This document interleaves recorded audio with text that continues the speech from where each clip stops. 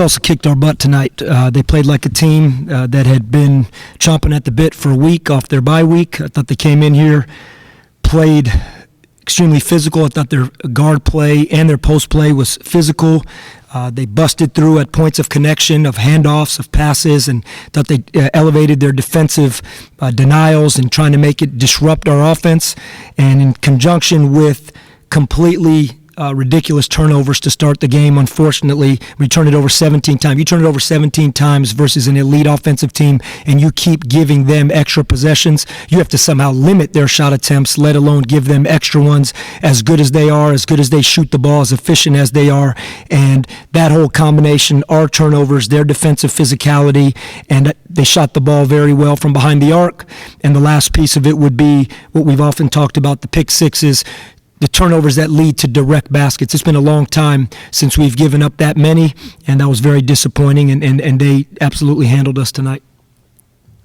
Coach, second straight game, y'all kind of started like some unforced turnovers. Is that guys trying to do too much? What do you kind of put your thinking? No, in the Memphis game, honestly, the guy had good shots, and they were trying to overpass in the Memphis game. I mean, completely.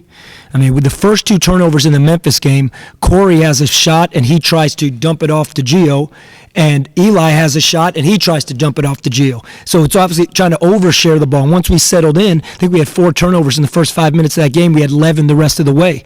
And you know what? I touted Corey Kalker for really taking care of the ball, and we came out tonight, and on simple entry passes and simple ball handling plays like catching the basketball or an entry pass on the wing, like I said, I thought there at the point of connection, whether that is the screen, whether that is the handoff, whether that is the transition of the ball from one player to another, I thought their physicality it bothered our guards. Period. And I thought their physicality, their physical guards bothered our guards in simple catches and getting open off screens. And I thought they did a really good job of that.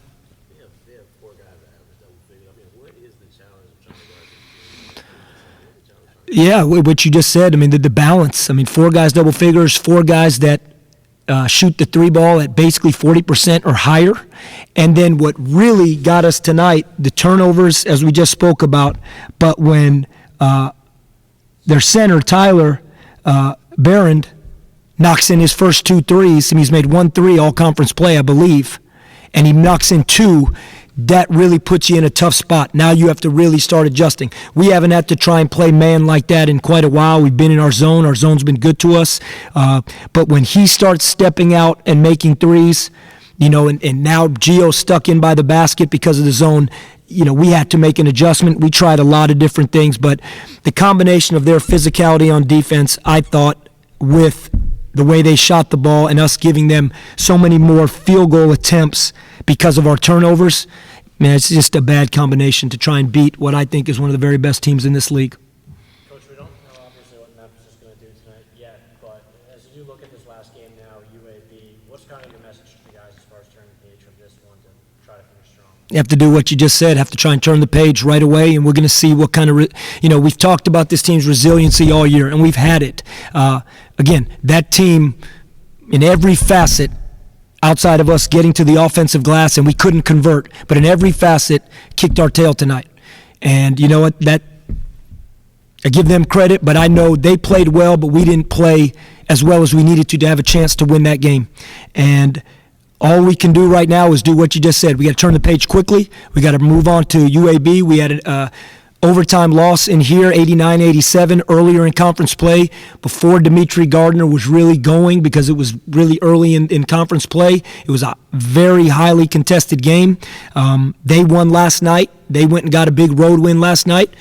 Hey, we need help somewhere in the league, but it doesn't matter if we don't help ourselves. So we got to find a way to be at our best, go on the road, and just be at our best Sunday at 2 o'clock to give ourselves a chance to see if we can get into that tournament. Gio, you mentioned it's a tough matchup for him tonight, kind of with the way they played. What have you seen out of him the last sample of have a sinking thing? Yeah, he definitely has struggled. He's definitely struggled here. Was it the length in Memphis? Was it whatever it may be? Is it he's played heavy minutes all throughout the season, and is it catching up to him right now? Whatever it may be, it doesn't matter. We got one game. He has to find a way. We have to find a way.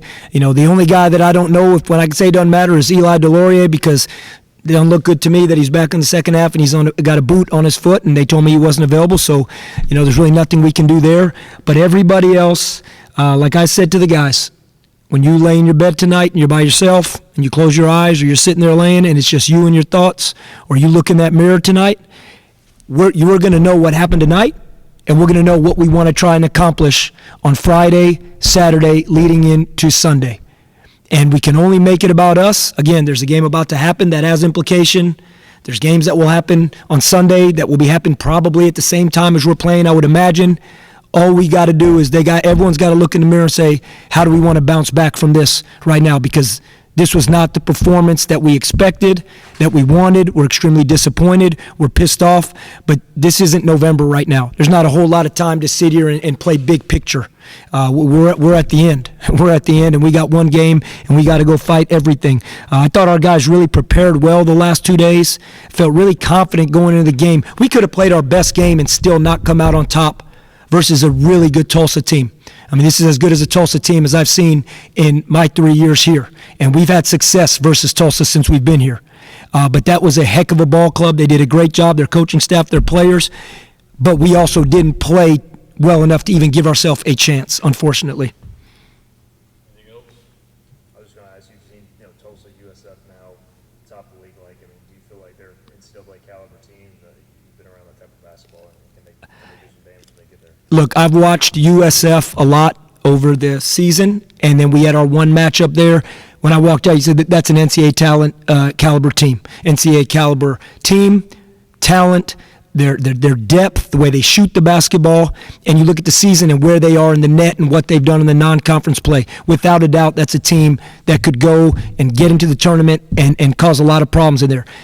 That tonight was about as good as I've seen a team play. Look, they did a great job. They were off for a week. They were clear. You could feel it. They were faster, more physical to the basketball than we were. We talked about being fast and physical to the basketball.